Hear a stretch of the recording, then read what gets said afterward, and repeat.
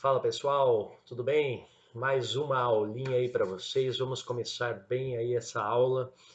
E nesta aula nós vamos estar trabalhando sobre mudanças climáticas, tá? Vamos falar um pouquinho sobre o que acontece na dinâmica atmosférica, aquecimento global, os mitos que existem também. Nós vamos trabalhar também a questão do efeito estufa, né? Vamos ver as camadas que existem na Terra e assim sucessivamente, tá bom? As camadas atmosféricas, né? E assim sucessivamente, beleza? Vamos então para mais uma aula aí, moçada. Muito obrigado pela audiência. Bora lá, vamos começar? Vamos começar? Seguinte, primeiramente, então, vamos abrir os microfones aí, todo mundo prepara a garganta, vamos nessa aí, vamos falar sempre o salve, salve, o imprescindível, o matinal, o tchararã. Bom dia!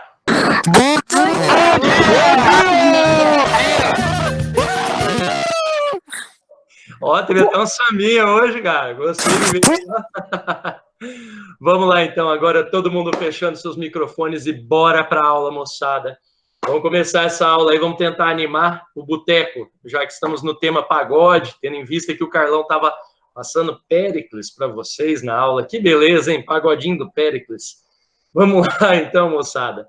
Começando aí mudanças climáticas. Mas antes da gente entrar no assunto radical mesmo de mudanças climáticas, nós precisamos conhecer um pouquinho sobre as camadas atmosféricas. Então, as camadas da atmosfera, elas são bem importantes de serem conhecidas. Por exemplo, ó, observem aí para mim, por favor. Dividimos a atmosfera em 3 partes, conforme a variação das suas temperaturas. Eu peguei essa imagem que fica mostrando bem para vocês como que isso acontece, tá? Então, ó, vamos lá, vamos trabalhar essa parte aqui.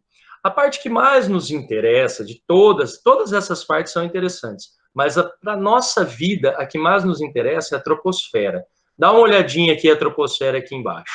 Vocês estão vendo ela, onde ela se localiza? Depois dela tem uma outra camada que é chamada de estratosfera, certo? Que é essa camada quando o avião está naquele módulo cruzeiro, né? O que é o cruzeiro? Ele liga o piloto automático, alta velocidade, ele quer uma baixa resistência do ar, ele vai para uma camada superior, tá? E aí depois nós vamos tendo as outras camadas da Terra até chegar no espaço aberto mesmo, tá? Que é depois que você passa dessa camada, a exosfera. Bom, como que nós vamos trabalhar tudo isso aqui? Como que eu vou mostrar para vocês? Eu vou começar explicando a partir dessa imagem, mas só que eu separei e fiz slides das 3 para ficar mais fácil para vocês entenderem. Vamos lá?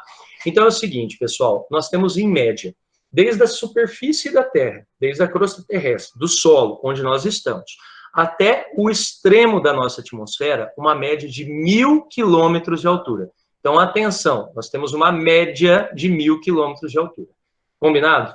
Quando você está indo lá para perto dessa parte de 1.000 quilômetros de altura, que é já saindo da nossa atmosfera de fato, aí, pessoal, é onde nós temos várias, como que eu posso dizer, várias ideias relacionadas ao que seria o espaço mesmo que a gente fala, que é a ausência de partículas, é a ausência da matéria, é o vácuo, a ausência da matéria de ar, no caso, tá, pessoal? É o vácuo.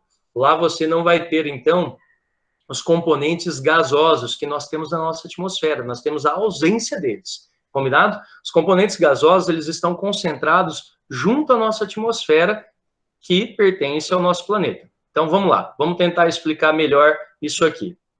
Dá uma puladinha aí. Vamos falar primeiro da troposfera, que ela é o mais interessante para a gente. Olha aqui, pessoal. Estende-se da sua superfície até cerca de 12 quilômetros de altura. Isso aí varia, pessoal, porque vai ter lugar na Terra, por exemplo, que o relevo vai ser mais alto. Por exemplo, do Himalaia. A cordilheira do Himalaia, né, quando a gente pega o Himalaia, vai pegar o Everest, por exemplo, eles são mais altos em relação ao nosso relevo aqui, certo? Lá é 8.800, aqui é 500 metros de altura, mais ou menos.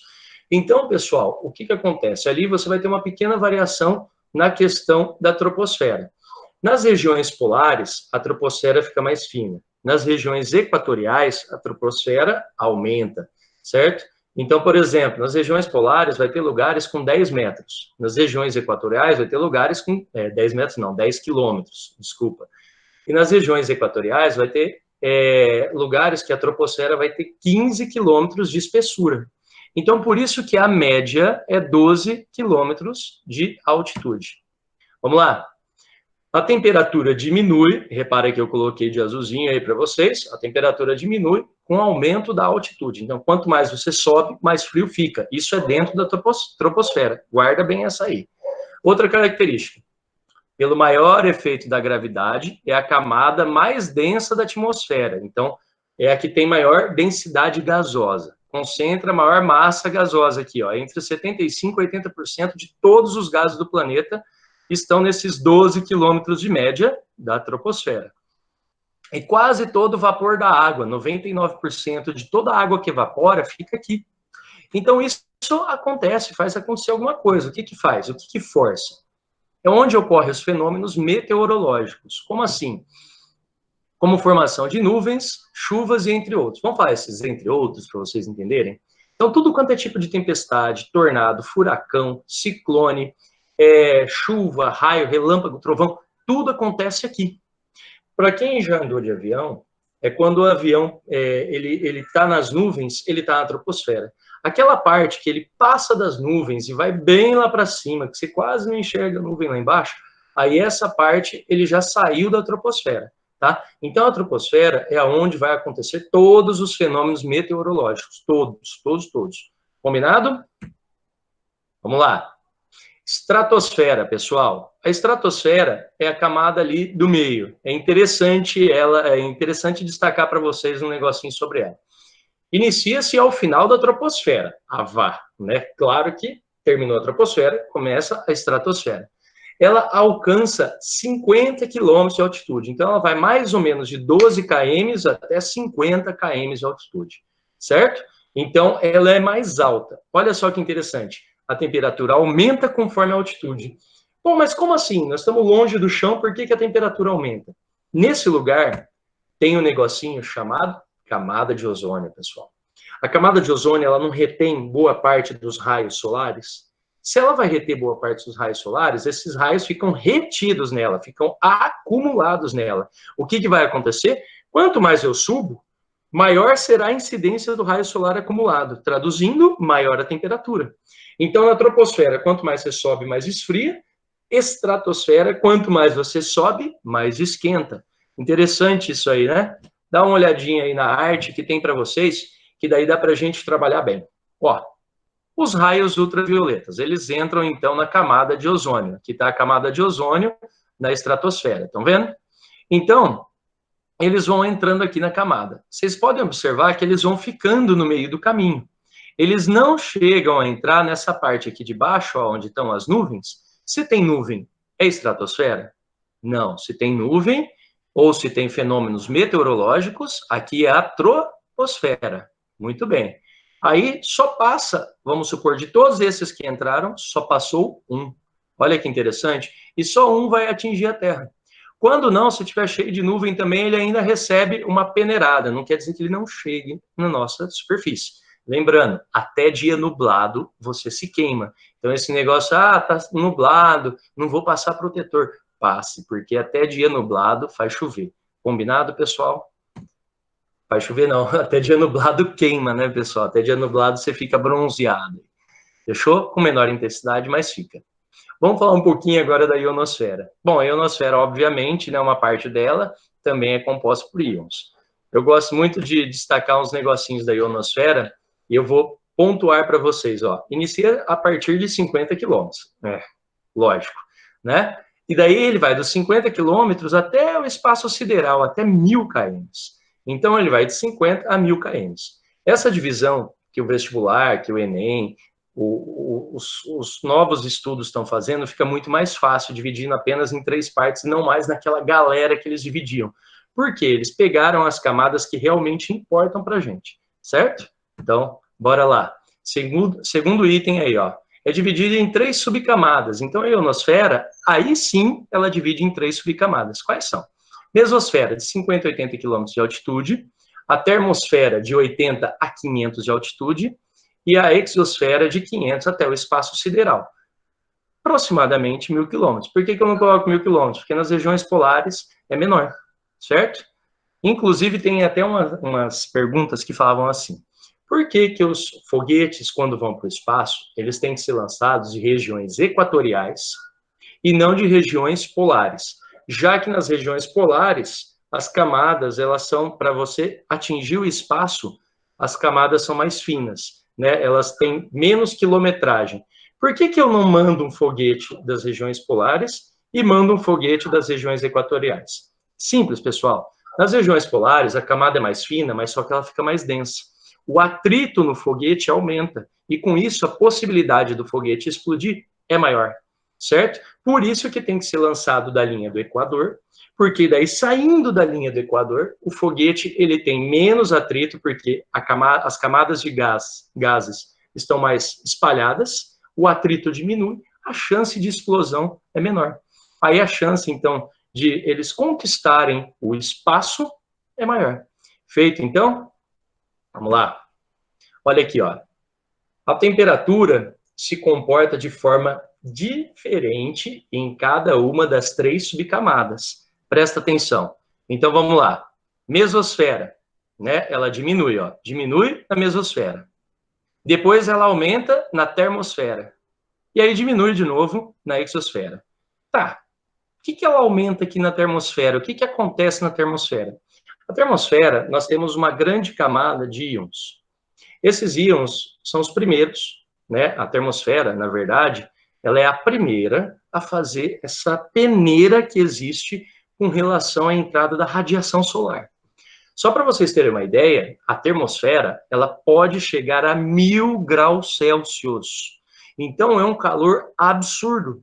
É uma calorimetria fantástica. Agora, imagina um ônibus espacial ultrapassando a termosfera a 1000 graus Celsius do lado de fora, mais o atrito. Então, o negócio é complicado de você imaginar. Tudo bem? Mas a termosfera, ela, dessas 3 camadas, ela é a única que aumenta. Por quê? Porque ela já também segura bastante radiação solar. Combinado? Bora. A quantidade de oxigênio reduz a proporção que a atmosfera vai terminando. Então, quanto mais você vai indo para o espaço sideral, quanto mais você vai se afastando da nossa superfície, vai reduzindo a quantidade de oxigênio, até que se inicie o espaço sideral, como vocês viram aí. Pessoal, outra coisa também que eu acho importante destacar da ionosfera, eu queria colocar para vocês o seguinte: sabe todas as comunicações que nós fazemos via satélite? Então, eles usam a ionosfera. A ionosfera, ela serve como uma rede invisível, entre aspas, de fiação entre o mundo.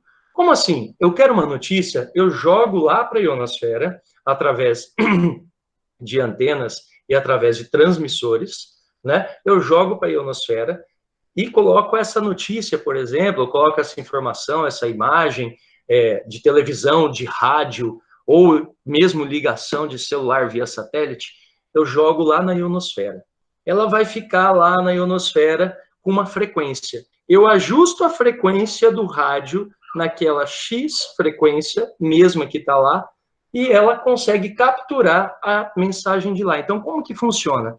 Eu consigo estar aqui no Brasil, jogar na ionosfera, por exemplo, uma imagem de satélite bem bacana, eu jogo daqui para o nosso satélite, do satélite para a ionosfera.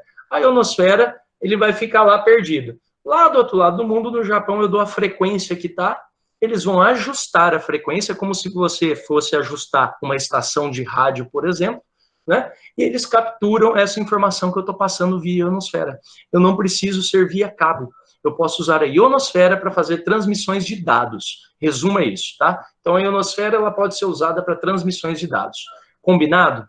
Agora sim, eu acho que a gente entendeu um pouquinho da nossa atmosfera. Agora, vamos lá. Pessoal, olha só que bacana isso aqui que eu coloquei para vocês. Vamos ter uma visão geral da composição da nossa atmosfera.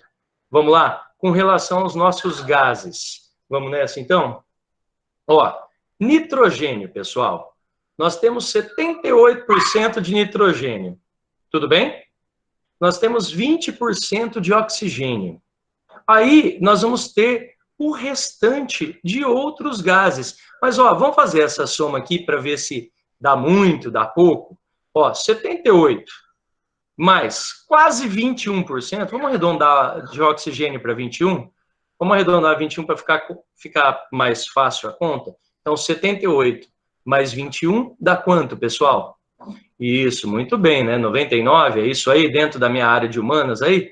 Eu tenho 99% dos gases sendo distribuídos entre nitrogênio e oxigênio, certo? E o restante eu tenho desses outros gases, ó. Tudo bem? Então é importante que vocês entendam essa parte aí. Feito, pessoal? Bora lá? Então vamos nessa. Continuando aí, agora que vocês tiveram essa visão bacana, lembrando que o oxigênio é o vermelho e o nitrogênio é toda essa parte azul aqui. Combinado? Então vamos lá. Espera aí, rapidinho. Chanel, silêncio. Cadu, silêncio também. Esses cachorros tão danados, viu? É, gravar no quintal tem dessas. Vamos lá. Aqui, ó, pessoal, os gases do efeito estufa. Agora nós vamos entrar num tema que é interessante, hein, pessoal? Esse tema dá muita discussão. A temperatura da nossa troposfera, do lugar aqui onde a gente respira, aqui onde a gente vive, é uma temperatura média de 14 graus Celsius em torno do mundo inteiro, beleza? Essa temperatura, pessoal, tem que ser mantida para a manutenção da vida na Terra. Por exemplo, se você tiver a oscilação de 1 grau dessa temperatura, ou para mais ou para menos, você mata todos os corais do mundo. É interessantíssimo isso aí, tá? Como assim? 1 grau vai matar os corais do mundo? Os corais mais superficiais, que são os mais suscetíveis à temperatura, se você tem uma variação de temperatura atmosférica, tem uma variação nas chuvas, e as chuvas se tornam mais ácidas. Contudo, a água do oceano passa a ficar ou mais ácida ou mais básica, e isso acaba com o equilíbrio das barreiras de corais, certo? 1 grau na temperatura média do planeta dá cerca de 5 graus Celsius nas regiões tropicais e equatoriais. Cara, 5 graus Celsius na temperatura da água é uma catástrofe, certo? Então, 1 grau de temperatura média do planeta inteiro, né, na troposfera, ele pode ser na água do oceano, nas regiões tropicais, até 5 graus de diferença na temperatura. Isso aí vai dizimar as barreiras de corais. Tá, o que você está preocupado com as barreiras de corais? Simples, elas são as que alimentam os animais marinhos. E tendo elas alimentando os animais marinhos não vão ter de onde se alimentar e, consequentemente, vai atrapalhando toda a cadeia que vocês já estudaram, muito bem estudada em ecologia, certo? A cadeia alimentar que nós temos. Vamos lá. Preste muita atenção nesse dado, eu fiz questão de destacar aqui para você. O aquecimento natural da atmosfera envolve principalmente o vapor da água, o dióxido de carbono, o metano e outros gases. Então, dióxido de carbono, na hora da respiração, todo mundo solta. Metano, também, né? A gente também solta metano, mas também vamos por aí da decomposição, né, de matéria orgânica, fica melhor, fica mais bonitinho, né? E o vapor da água, cara, planta transpira, você transpira, eu transpiro, todo mundo transpira, o cachorro transpira pela língua, né? E aí vai, tudo se transpira, tudo evapora a água na atmosfera. O vapor da água, na verdade, pessoal, estima-se que ele é responsável por 95% do efeito estufa. Só o vapor da água. Mas só que o efeito estufa, ele é essencial para a manutenção da vida da Terra, certo? Qual é o grande problema do efeito estufa? Ó, o problema do efeito estufa é aqui, ó, é a intensificação do mesmo. Se você intensifica o efeito estufa, né, se você acelera esse processo, aí você está prejudicando o meio ambiente. Por exemplo, o homem é responsável, em média, no planeta todo, tá, por modificar o clima em 5% por ano. Então, desse efeito estufa que acontece natural, 95% a natureza faz e uma média de 5% o homem faz. Mas você fala assim, pô, professor, só 5% por ano tá suave, tá tranquilo. Então, o problema é, sem você colocar porcento em cima de porcento, juros em cima de juros, se você pegar 5 vezes 10 anos, já são 50% que o homem altera. Se você pegar 5 vezes 20 anos, já é 100% que o homem altera. Então, nós, a cada 20 anos, estamos acelerando um processo inteiro. E isso, o mundo ele não se adapta a nós. É nós que temos que nos adaptar ao mundo, certo? É bem importante que a gente entenda. O planeta Terra, ele se desenvolve. Não é a gente que desenvolve ele. Esse é o grande erro, é o erro de visão, que é terrível nesse caso. Pessoal, eu coloquei aqui alguns gases que nós, seres humanos, né, lançamos na atmosfera e as proporções. Por exemplo, dióxido de carbono, que é o que a gente mais lança, dá uma observada aqui, 60%. Queima de combustíveis fósseis, devastação de florestas, queimadas, essa queimada aí, a tiazinha que varre toda a folha e taca fogo 5 horas da manhã, cara. Para que fazer isso, meu amigo? Para que tacar fogo? Coloca tudo num pacotinho, transforma em matéria orgânica isso aí, enterra essas folhas, faz virar humus, faz alguma coisa, mas não queima, certo? Nós temos aqui o metano, olha, 20% metano. Repara aqui, pessoal, produção e consumo de energia. As usinas hidrelétricas, quando formam aqueles grandes reservatórios, muita matéria orgânica, matéria viva, fica ali embaixo da água se decompondo e soltando esse metano ao longo de dezenas de anos, tá? E o metano, ele é o principal produto que vai reagir com a camada de ozônio. É ele que vai reagir, não só ele, o ozônio ele é muito instável, mas o metano é o que mais reage com a camada de ozônio, certo? Tranquilo? Então vamos lá. Pessoal, o uso também, perdão, eu mudei aqui, desenvolvimento da pecuária. Tem aquele lance, né, que o pessoal comenta, você sabia que a Holanda cobra imposto por causa de cada vaca, porque elas fazem pum na atmosfera e tal. Você já imaginou isso aí? Ia ser terrível, né, pessoal? Então, vamos lá. Seguinte, continuando aí. Aterros sanitários e esgoto, pessoal. Tudo que tem decomposição de matéria orgânica e também não orgânica junto com a orgânica, no caso dos lixos, né? Os lixões, os aterros sanitários, eles têm muita matéria orgânica e inorgânica. Nós não separamos tudo certinho no nosso lixo, infelizmente. Deveríamos, mas não separamos, certo? Tranquilo?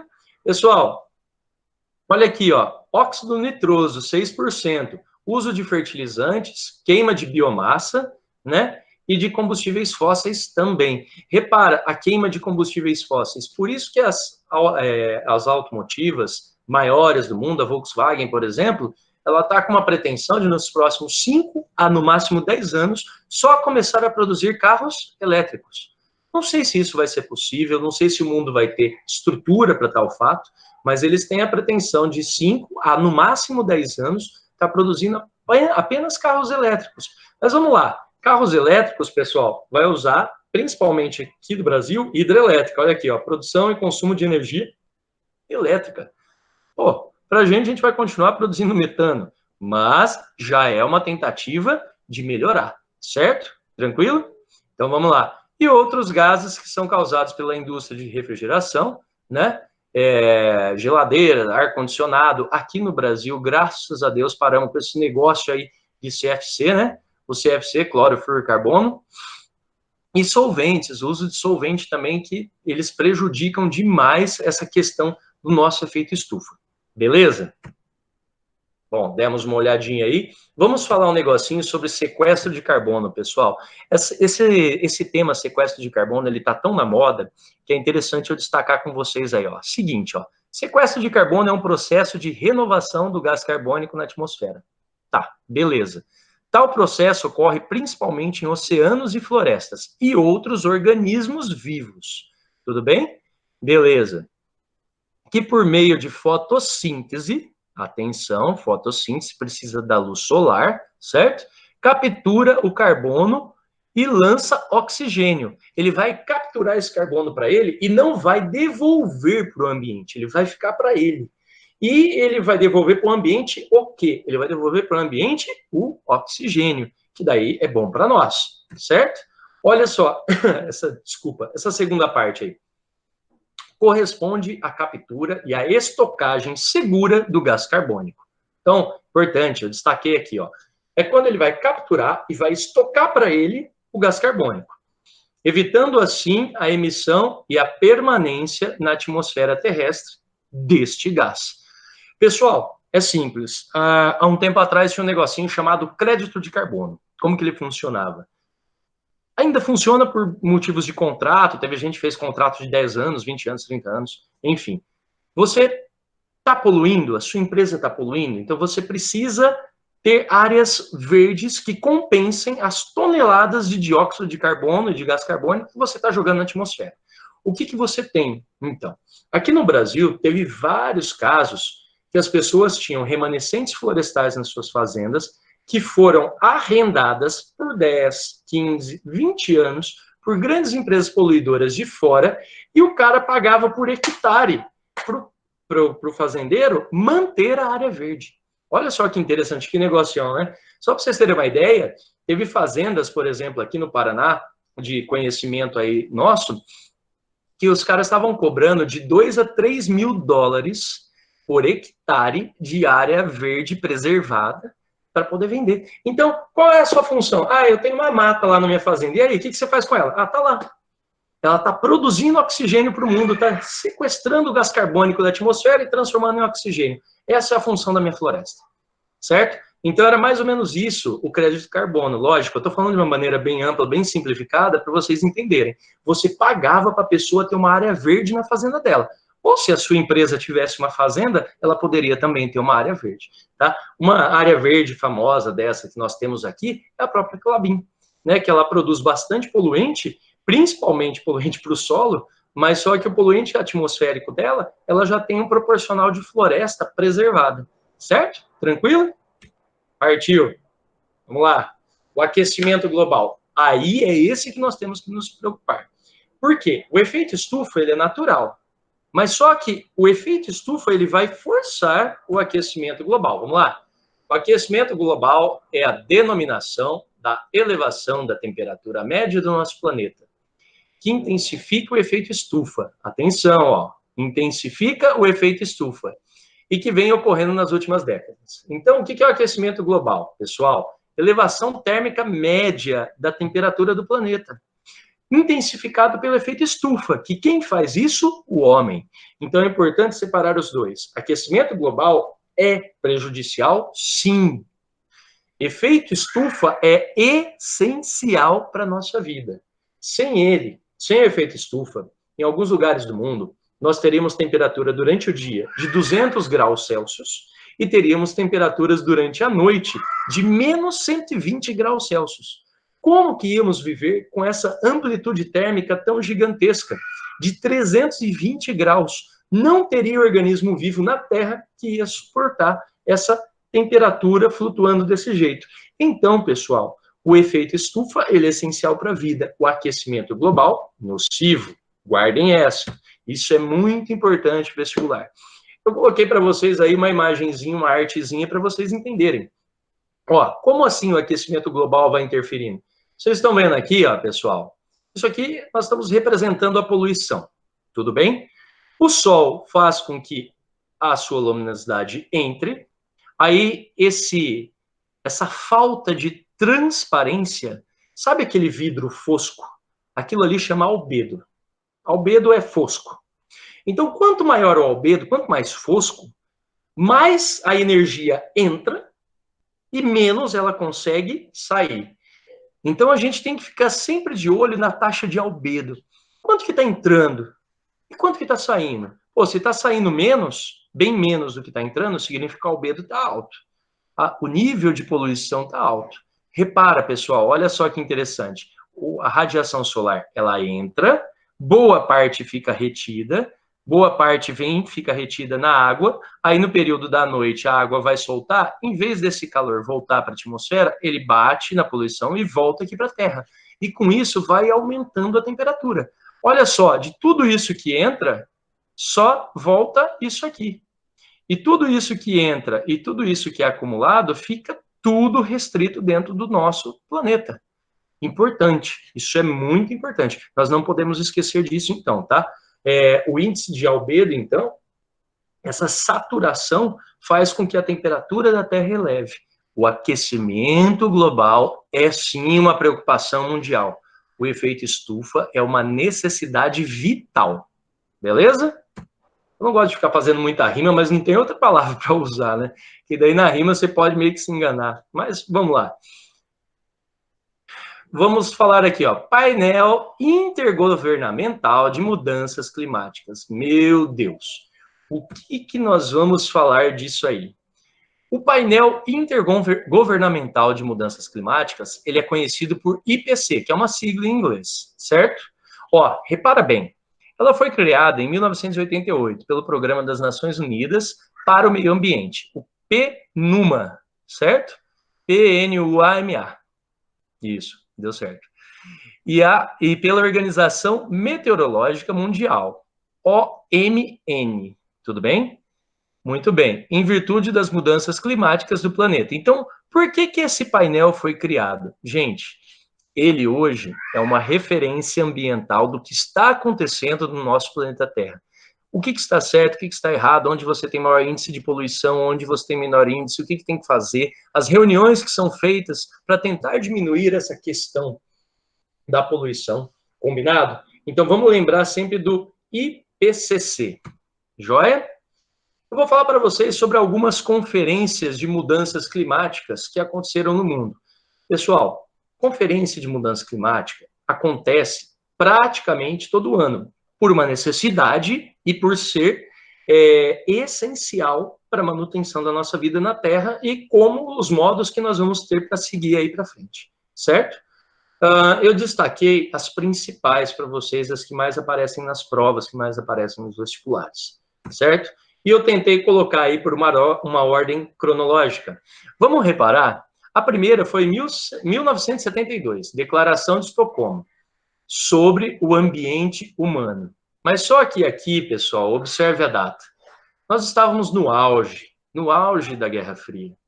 Então, a luta, a disputa entre o socialismo e o capitalismo, a esquerda e a direita, aquela coisa arada toda, né? Que vocês já estão cansados de ver. Enfim, Estocolmo é a capital de quem? Estocolmo é a capital da Suécia. Península Escandinava, bonito, um dos países mais desenvolvidos, melhores IDHs do mundo, etc e tal. Joia. Pessoal, repara só uma coisinha. Se fica na Suécia, era do lado capitalista. Nós estávamos no meio de uma Guerra Fria. Os países do lado socialista foram para essa reunião? Não. Eles não apareceram.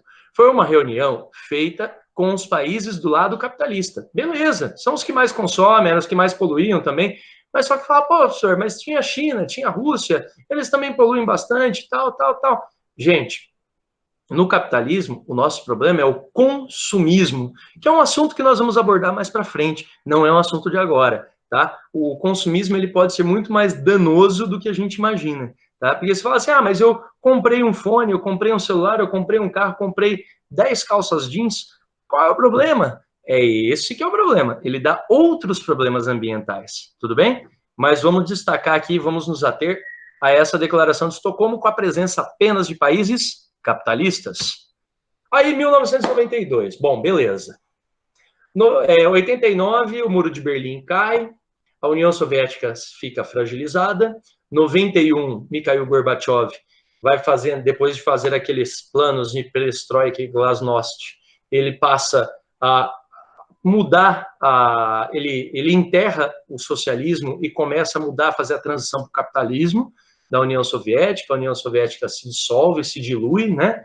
E, por coincidência, um ano depois, 1992, né? Coincidência, tá, pessoal? A Conferência do Rio de Janeiro sobre o Meio Ambiente. Moçada, pasmem, veio todo mundo. Todos os países do mundo mandaram seus representantes no Rio de Janeiro em 1992, porque eles estavam vendo que as questões ambientais, elas estavam afloradas. E se nada fosse feito, o mundo estaria perdido. Combinado?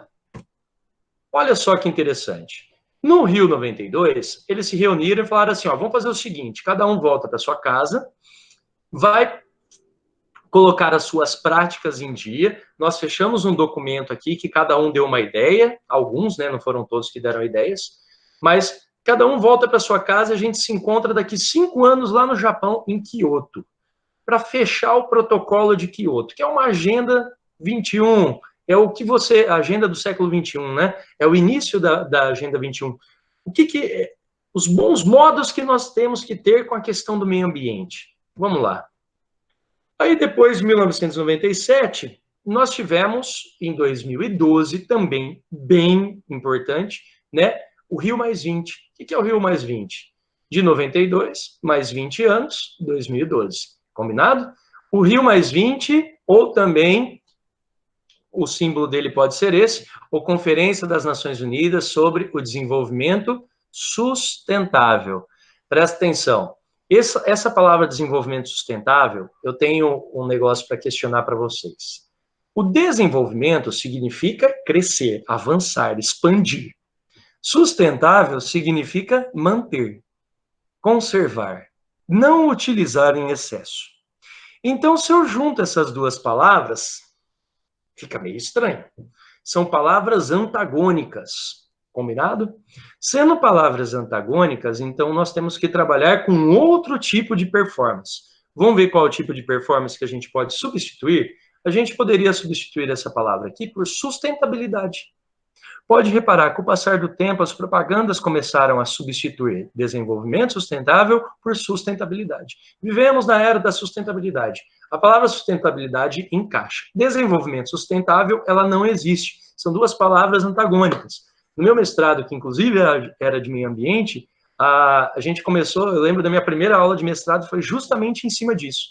O professor colocou a palavra desenvolvimento sustentável na lousa. Falou assim, descreva sobre ela. Foi o início, minha primeira aula no mestrado.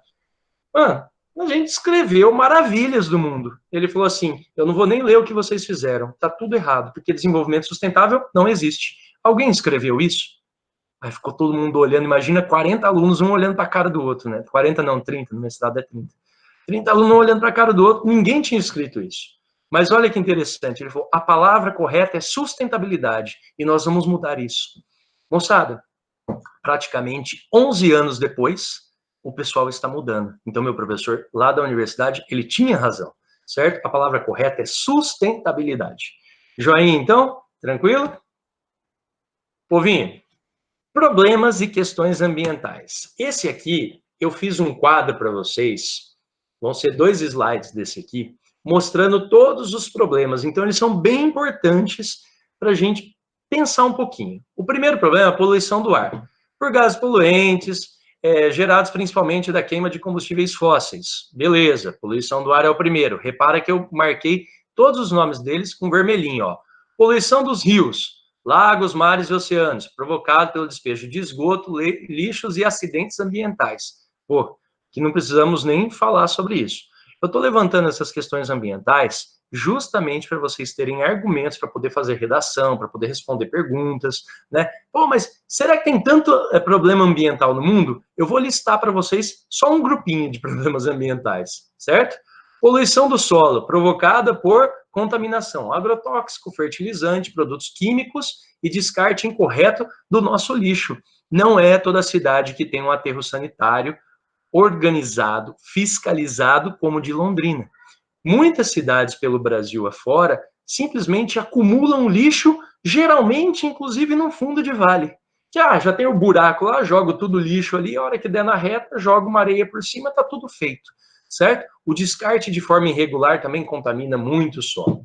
Pessoal, olha isso aqui, ó, as queimadas em matas e florestas como forma de ampliar a área de pasto e agricultura. Meu, isso no Brasil é terrível, moçada. Eu já falei, espera agosto, espera julho.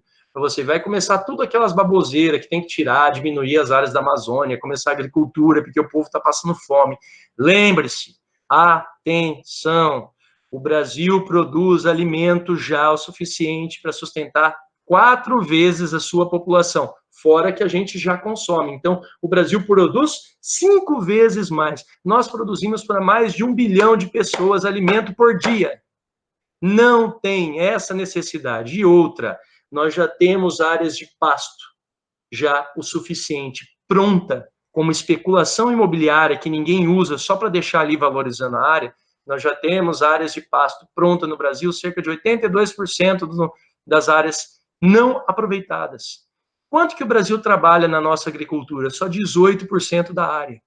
Com 18% da área, a gente faz comida para 1 bilhão de pessoas. Vamos pegar essas terras que já estão prontas, já estão desmatadas, já fizeram questão de cercar a terra e esperar valorizar para ganhar um dinheirinho, põe para produzir essas terras, entendeu? Para de ficar desmatando floresta. O solo da floresta amazônica é arenoso, ele não vai para frente. Combinado, pessoal? Vamos lá. O desmatamento, pessoal, com corte ilegal de árvores para comercialização de madeira. Pô, pensa numa coisa que é primitiva. Você já sabe que a floresta é o ar-condicionado do mundo. É aquela que regula a temperatura da nossa atmosfera. Para que tirar a floresta em troco de uma madeira? Como assim, senhor? O que você está falando? O lugar onde tem uma madeira de lei, vou usar a floresta amazônica de novo, porque a Mata Atlântica já era, nós vimos na aula de ontem, né? Eu vou usar só tem 5%, e na floresta amazônica, o que acontece? Eu vou derrubar uma madeira de lei, uma árvore que tem madeira de lei, na hora que ela cai, ela derruba junto dela cerca de 30, 40 árvores na média. Isso é na média, porque ela é muito grande, ela vai derrubando todo mundo junto, as árvores são muito próximas. Aí de todas aquelas, você aproveita no máximo 10% da madeira. Sabe o que você faz com o resto? Você passa a motosserra e taca fogo. Pô, você vai perdendo tudo aquilo de floresta. Você derruba um pedaço enorme de floresta, estima-se que você derruba 200 metros quadrados de floresta para aproveitar uma árvore de fato. Então, é muito pouco isso aí, é muito pouco. Esses dados são do INPE, né, Instituto Nacional de Pesquisa do Amazonas, certo? O pessoal, amigo nosso lá, faz mestrado, doutorado lá, eles estão sempre atualizando a gente com esses dados. E está cada vez mais alarmante. Nos últimos 2 anos, desde o ano passado até esse ano, o número de desmatamento está aumentando assustadoramente na Amazônia. Já é superior a 33% de desmatamento na Amazônia. Beleza? Vamos pensar, moçada, um pouquinho. Vamos nessa? Esgotamento do solo, pessoal. Perda da fertilidade para a agricultura. É quando você fica usando e você não repõe. Aqui na nossa região, pelo menos a gente cuida do solo, né? O pessoal faz a questão da forragem, eles colocam os nutrientes necessários, correção do solo, eles fazem a rotação de cultura. Então, tudo isso aí ajuda a preservar o solo, mas não é todo lugar que é o celeiro da agricultura nacional, como a nossa região, certo? Provocado pelo uso incorreto aí do solo, como a gente estava falando.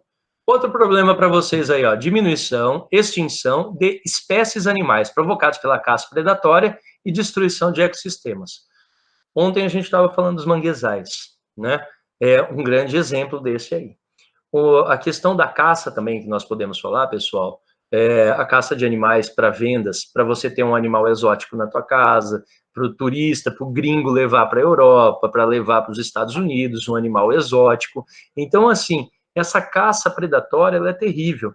A do macaco, por exemplo, o macaco adulto, você não tem como controlá-lo. O que você faz? Você mira um macaco, uma mãe com um filhote, você mata a mãe, geralmente o macho vai vir para cima, você mata o macho também, só pega o filhote e vende o filhote. O filhote você consegue daí domesticá-lo, ou acha que consegue domesticá-lo. É assim que os caras fazem. Então você tem o sacrifício de muitos animais até chegar no animal que você quer, certo? Então é outra coisa que a gente tem também que dar uma pensada, né, firme aí. Falta de água, pessoal, para o consumo humano, causado pelo uso irracional, desperdício, contaminação, poluição dos recursos hídricos. Uso irracional, a tiazinha que fica lavando aí a calçada 4, 5 horas da manhã, 6 horas da manhã, acorda para lavar a calçada, certo? Todo dia ela está lavando a calçada. É uso irracional, é água potável. Água potável não se faz isso. Contaminação da água pode ser através do lixo, através de agrotóxico, de nós mesmos, esgoto jogado direto no rio, certo? Nós temos vários casos pelo mundo. O caso que chama bastante atenção é o rio Ganges, né, e o rio Indo, que estão extremamente poluídos. Eles têm 17 mil vezes mais clorofórmios fecais. 17 mil vezes mais clorofórmios fecais do que o tolerado para as pessoas entrarem nele e se banhar. Mas é um rio sagrado e os caras, eles entram para se banhar. Já imaginou que loucura que não é? Então, falta de água para o nosso consumo. Acidentes nucleares causados que causam contaminação do solo por centenas de anos. Bom, eu destaquei para vocês aí, pessoal, o primeiro, ó, Chernobyl, né? Todo mundo fica sempre querendo saber a data de Chernobyl, 1986, né? Essa data aqui, ela é bem interessante porque ela marca o momento em que o mundo começou a olhar para as questões nucleares. Até então, a energia nuclear era a solução do mundo. Quando Chernobyl explode e acaba com a cidade, aí sim que vira uma cidade fantasma, tal, tem vários documentários, vale até a pena assistir, aí sim o mundo começa a se preocupar. E a usina nuclear de Fukushima, no Japão, 2011, foi em março de 2011. Moçada, a 60 quilômetros da costa teve o epicentro do terremoto, no mar, certo? Numa quarta placa, porque do Japão ele tem 3 placas, mas só que a 60 quilômetros dele tem um encontro de uma quarta placa. Foi aqui o terremoto, nesse encontro dessa quarta placa, 60 quilômetros longe. Quando deu o alerta do tsunami, porque o Japão tem esse sistema desenvolvido, a onda demorou meia hora para atingir os primeiros locais do Japão. Tá, beleza, deu para salvar bastante de vida, mas só que realmente teve bastante desperdício, né, de vida humana. Teve gente tentando salvar, teve gente que não conseguiu sair, né? E o Fukushima, o lugar onde ficava a usina, era uma placa totalmente estável. Mas com esse toque, com esse choque dessa placa tectônica que teve um escorregamento, né? Palavra estranha, escorregamento, né? Teve um escorregamento, a usina de Fukushima, inclusive, ela deu uma afundada. Ela chegou a afundar 40 centímetros. Por isso que os reatores dela derreteram, né? Eles entraram em curto, eles foram provocados, certo? Tranquilo? E só para vocês terem uma ideia, os danos financeiros para Fukushima foi de 200 bilhões de dólares. Tá? Não só Fukushima, mas também no Japão e como um todo. A história de Fukushima eu vou contar depois na parte de energias para vocês, né? O que os engenheiros fizeram com relação para salvar a explosão, para não ter explosão, e não teve a explosão da usina de Fukushima, só teve vazamento um pouco no mar que chegou até os Estados Unidos. Mas isso aí a gente comenta depois. O aquecimento global, que a gente já estudou, grande parte causado por gases que aumentam o efeito estufa, e também a diminuição da camada de ozônio, que é provocada pelo CFC, por exemplo, né, pelo gás metano e outros gases. Joia? Pessoal, muito obrigado pela atenção. Excelente aula. Amei, amei, amei. Vamos nessa? Pessoal, muito obrigado pela aula, show de bola, gostei bastante, obrigado por tudo aí que vocês estão acompanhando a gente, os nossos vídeos, nosso canal. Não esqueçam de ativar o sininho aí, fazer a inscrição também, pode compartilhar o vídeo, dar o like, deixar seu comentário, a gente vai tentando responder tudo o que for possível aí para vocês. Fechou, moçada? Grande abraço, beijo no coração, vamos ter um pouco de consciência ambiental aí, que nos tempos de hoje nós estamos precisando. Então vamos lembrar sempre, pessoal, consciência ambiental. Pense antes no próximo, pense no planeta antes de pensar em você mesmo. Combinado, moçada? Valeu, um grande abraço, fiquem com Deus. Até mais. Tchau, tchau.